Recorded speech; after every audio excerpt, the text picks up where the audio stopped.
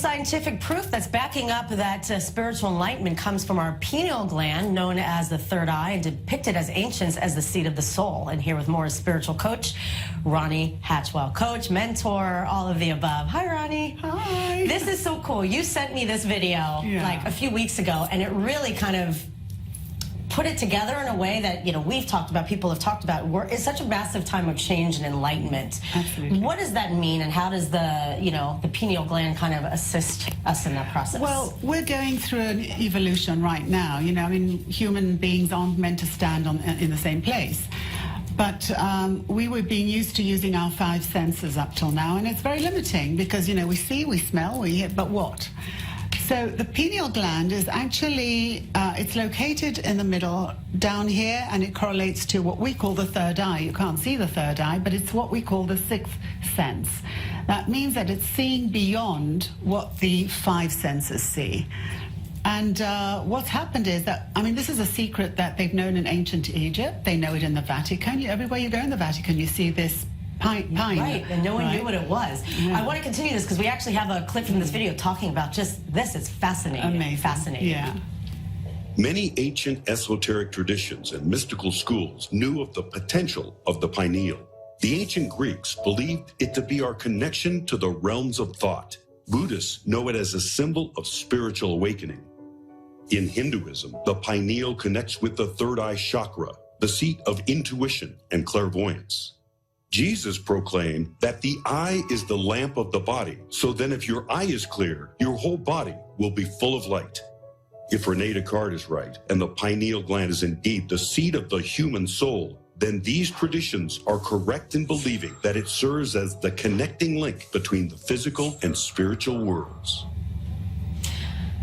Fascinating. Amazing. It's fascinating. And why has science, like Western science, had such a hard time kind of saying, okay, there's something to this? Well, because somebody who deals in the spirit just has to say, I've had an experience, and he believes it, and he doesn't have to prove anything.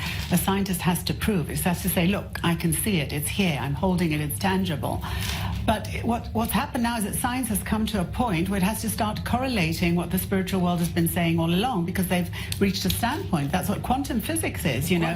We say a mirror, you know, what I give out comes back to me. So they have to show a mirror, light going on it and coming back. They have to prove it. It's not that they're behind, it's just that they need to understand. Spiritualism doesn't have to understand, it only needs to experience. And know. And know. But the knowingness comes from a belief that lives within you. You already have it. You come in with it and you're open to it. This whole thing about the pineal gland or the third eye is to show us that there is a law, and we're going to keep talking about this law every spot. There's a law of surrender.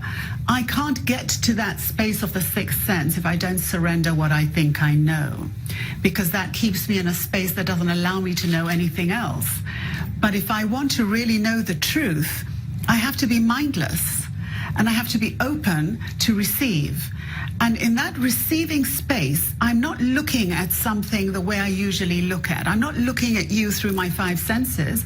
I'm looking at you to know that you're part of me. Whatever I see in you is in me. We're one. And that's where we're going to. And you can see the destruction of everything that's happening now in our world is leading us to show that those old laws don't work anymore. Right, absolutely. Now, how do we explain this in a way to people that, you know, are not, you know, in the middle of a real conscious spiritual process? Like, what does it mean in practical terms? Like, how can people, like, access it in a way that, you know, novices in this process, so to speak? Well, the first thing somebody has to ask himself is, what do I really want in life? Because we all want to be happy. Right? And everything that we do in our lives is to receive a feeling. We actually pay a lot of money to receive a feeling. We want to buy a new car because we want to receive a feeling. But guess what happens? After you have that thing that you bought, you want the next thing. So it's the happiness that you want. What if you could feel that before you actually go and do something?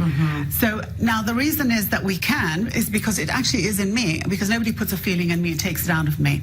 So the reason is that if I get to that space where I'm willing to be happy just because I can, I open that chakra.